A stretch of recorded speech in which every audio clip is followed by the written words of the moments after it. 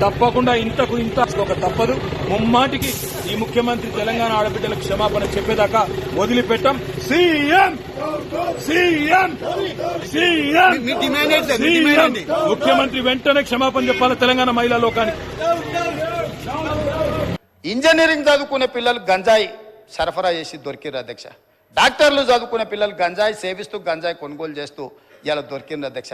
చిన్న చిన్న పాఠశాల పిల్లలు 6వ తరగతి 7వ తరగతి చదివే పిల్లలు, ఆడపిల్లలు, మగపిల్లలు డ్రగ్స్ కు బానిసలై ఇవాళ తెలంగాణ సమాజం అంతా వ్యసనాలకు బానిసలై గంజాయి డ్రగ్స్ కు లోనవుతుంటే ఆ యువతను బయటికి తేవాలి, పని కల్పించాలి, వాళ్ళకి శిక్షణను ఇవ్వాలి, వృత్తి నైపుణ్యం పెంచాలి, ప్రపంచంతో పోటీ పడాలని ఇవాళ మా ప్రభుత్వం చేస్తుంటే అభినందించాల్సింది పోయి, సహకరించాల్సింది పోయి కాళ్ళల్లో కట్టబెట్టి కింద పడేసి ఈ చర్చనే జరగొద్దని, ఈ చర్చను తప్పుదో పట్టించాలని నిన్నగాక మొన్న మీ అందరి సమక్షంలో రైతు రుణమాఫీ 2వ విడత దాదాపుగా 1,50,000 వరకు ఉన్న రైతులకు 6,198,00,000 విడుదల మా ఆర్థిక మంత్రి గారు ఉప ముఖ్యమంత్రి గారు చేస్తే ఆ చర్చ ఎక్కడ జరగొద్దు, రైతులకు చేరొద్దని ఒక దుర్మార్గమైన ఆలోచన రాజకీయ పాచికతోని సభను స్తంభింపజేసి ఆడబిడ్డలను అడ్డం పెట్టుకొని అక్కల్ని అడ్డం పెట్టుకొని రాజకీయం చేస్తారు అధ్యక్ష. ఇదా అధ్యక్ష? ఇదా అధ్యక్ష? నేను మాట్లాడాలంటే చాలా మాట్లాడగలను అధ్యక్ష. ఆ అక్కలకు నేను చెప్పగలను, ఆ అక్కల్ని నేను సొంత అక్కల్లాగానే భావించిన. ఒక అక్క నన్ను నడి బజార్లో వదిలేసినా నేనేమనలే. ఇంకొక అక్క ఎలక్షన్కి పోతే నా మీద 2 క్రిమినల్ కేసులు అయినా ఈ రోజుకునే కోర్టుల చుట్టూ తిరుగుతున్న అధ్యక్ష. మీరు మాత్రం అక్కడికి వెళ్ళి మహిళా కమిషన్ చైర్పర్సన్ తెచ్చుకున్నారు, ఎమ్మెల్యే టికెట్ తెచ్చుకున్నారు, ఎమ్మెల్యేలు అయినారు. నేనేమన్నా అధ్యక్ష?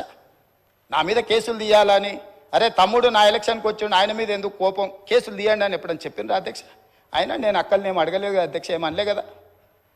అక్కలుగానే భావించిన, సొంత అక్కలే అని నేను భావిస్తున్నా అని చెప్పిన అధ్యక్ష. నా కుటుంబ సభ్యురాలు సీతక్క అని చెప్పిన. ఎంత అవమానకరంగా మాట్లాడిండ్రు అధ్యక్ష సీతక్క పట్ల. ఇవాళ సోషల్ మీడియాలో ఒక వీడియో పెట్టిర్రు అధ్యక్ష. నేను అది చూపిస్తే సభ గౌరవం తగ్గుతుంది కాబట్టి చూపించట్లేదు. ఇవాళ సీతక్క అక్కడ నించుంటే వెనకాల నుంచి ఒక సభ్యుడు వచ్చి ఇంకొక సభ్యుడితో మాట్లాడుతుంటే ఇవాళ టీఆర్ఎస్ నాయకులు సోషల్ మీడియాలో పెట్టిన మీమ్స్ చూస్తే మీరే ఆ వేదిక మీద నుంచి వచ్చి చెప్పు తీసుకొని కొడతారు అధ్యక్ష. వాళ్ళను చేత్తో కూడా కొట్టారు. ఒక ఆదివాసి బిడ్డ, ఉద్యమాల నుంచి వచ్చిన బిడ్డ, పేదల కోసం కొట్లాడుతున్న సీతక్కను అవమానించే విధంగా ఇదేనా మీ నీతి, మీ జాతి? ఇందుకోసమేనా మీరు ఇవాళ ఇట్లాంటి రాజకీయాలకు పనితరా? ఆమె దళిత, ఆమె ఆదివాసి ఆడబిడ్డ కాబట్టి ఆమెను అవమానించవచ్చా? ఇవాళనే అక్కలకు చెప్పదలుచుకున్న ఈ వేదిక మీద నుంచి, అక్క ఎవరి ఉచ్చులో పడి మీరు తప్పుదో పడుతుండ్రో వాళ్ళని నమ్ముకున్న సొంత చెల్లెలు తిహార్ జైల్లో ఉన్నది అక్క. సొంత చెల్లెలు తిహార్ జైల్లో ఉంది అధ్యక్ష. సొంత చెల్లెల్ని తిహార్ జైల్లో పెట్టి ఢిల్లీకి వెళ్ళి మమ్మల్ని లోపలేకు, మా చెల్లెలు కావాలంటే ఇంకో ఏడాది లోపల పెట్టని వేరే సారాలు చేసుకున్న నీచులు అధ్యక్ష వాళ్ళు. వాళ్ళ గురించి ఏందక్క మీరు మాట్లాడేది? ఈ అక్కల కోసం కొట్లాడింది నేను అధ్యక్ష, వాళ్ళు కాదు. కాబట్టి ఆ అక్కల పట్ల నేను మహిళల పట్ల గౌరవంగా ఉండేవాడిని, అక్కల్ని గౌరవించేవాడిని. మంత్రివర్గ సమావేశంలో కుర్చీ లేకపోతే కొండ సురేఖక్కనో సీతక్కనో వస్తే నేను లేచి కుర్చీ ఇచ్చిన ఎన్నోసార్లు. ఈ అక్కలు ఉండ్రు, ఈ తమ్ముని నమ్ముకున్న అక్కలు మంత్రులై ముందు వరుసలు ఉండరా అధ్యక్ష? ఈ తమ్ముని నమ్ముకున్న అక్కలు మంత్రులే ఇక్కడ ఉన్నారు. ఆ దిక్కుమాల్లో తమ్ముని నమ్ముకున్న అక్కల పరిస్థితి ఏముందో మీకు తెలుసు కదా అధ్యక్ష. సొంత చెల్లెలు జైల్లో ఉంది అధ్యక్ష. ఆ చెల్లె గురించి మాట్లాడారు.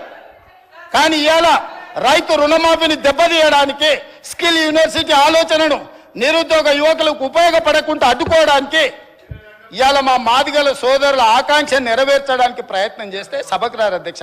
ఇంతకుముందు మా సభ్యుడు బాగా చెప్పిండు అధ్యక్ష. ఒకనాడు దళితుని ముఖ్యమంత్రిని చేస్తా అని మోసగించిండు, ఉప ముఖ్యమంత్రి ఇచ్చి బర్తరఫ్ చేసిండు. అట్లాంటి పరిస్థితుల్లో శ్రీమతి సోనియా గాంధీ గారు శ్రీ మల్లికార్జున్ ఖర్గే గారిని జాతీయ అధ్యక్షుని చేసింది అధ్యక్ష. శ్రీమతి సోనియా గాంధీ రాహుల్ గాంధీ గారు తమర్ని స్పీకర్గా చేసి ఆ కుర్చీలో కూర్చోబెట్టారు అధ్యక్ష.